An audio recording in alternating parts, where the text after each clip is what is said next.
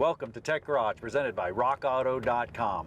Well, a little different look today. We're actually going to take a car on a test drive, and the campus is closed, so there's no traffic. This is a good opportunity to do it.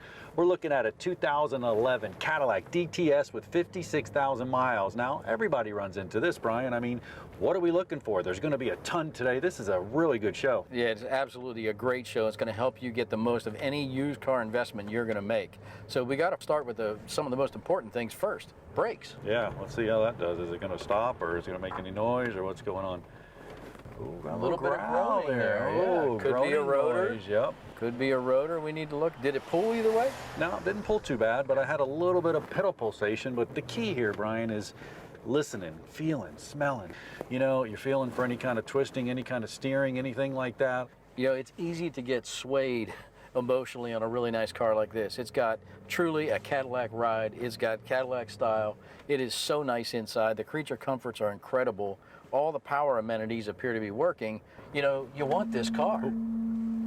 Now, there's a clue. Looks like we've got some inspection on the brakes to do. Yeah, sounds like the rears, but you know, it's tough to tell. A test drive is a critical piece of the puzzle. I mean, we have to know what's going on, and we would have never known that. The brakes could look brand new. That could just be glazed. Yeah. Maybe a little bit dirty. I mean, there could be all kinds of issues. Once we get it back in the garage, we're going to get a good look at the tire tread, see if we got any feathering, any strange wear patterns on the tires. Could give us an indication around struts. We've got suspension components worn. But, I mean, generally speaking, it feels pretty tight.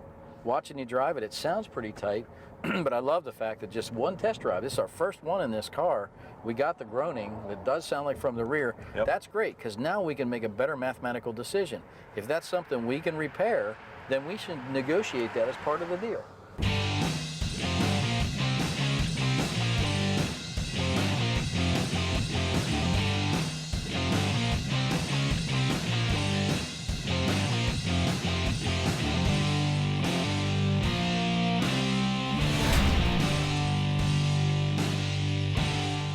Well, I would say that was a pretty successful pre-sales test drive, wouldn't you?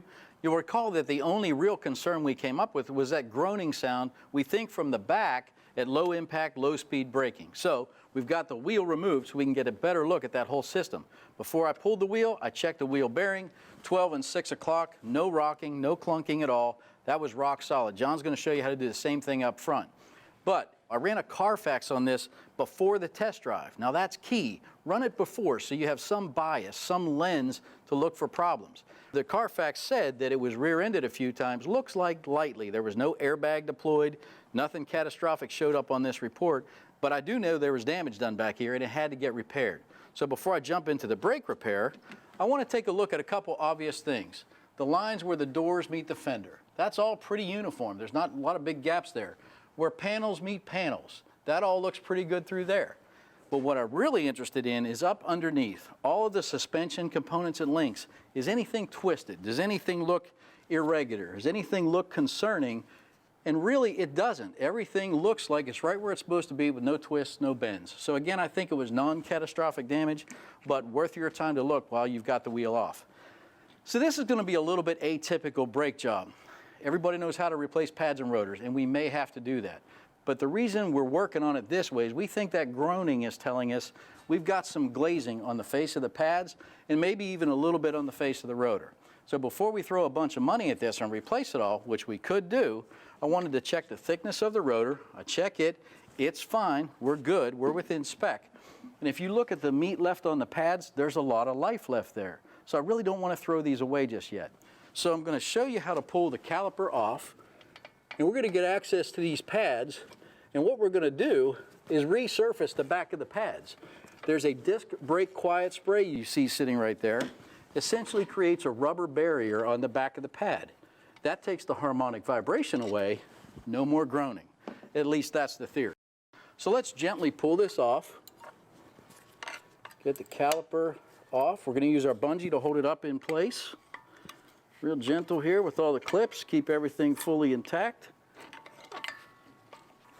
Dadgummit.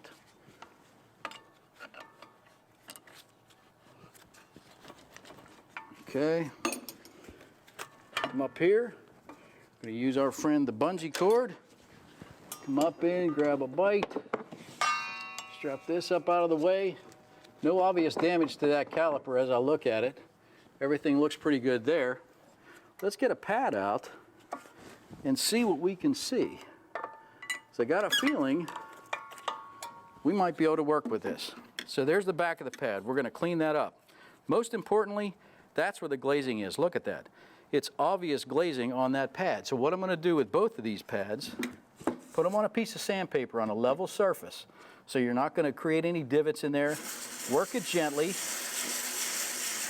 Take a look at it. Work it a little bit more. Take a look at it. You can see that glazing starting to disappear. We're not trying to take a whole bunch of material away. We want to get our coefficient of friction back by getting a nice clean surface here. So that's pretty good. That looks almost like a new pad. Let me hit it one more time, and that looks really good. So we're going to do the same thing with the second pad. Let me wipe down the back here and give you a good look at what we're going to do. This is the disc brake quiet spray. This is going to create a rubber barrier, a couple passes. You've probably seen these. You probably recognize the color. Like to get it uniform. Don't drag the pad through it. Okay, I'm going to let that dry. Do the same thing on the back pad, on the back of the caliper. And we're going to put this back in and see if we do it on both sides, if we get rid of our groan. I got a pretty good feeling this is going to solve the problem. We'll find out together. Stay with us on Tech Garage, brought to you by rockauto.com.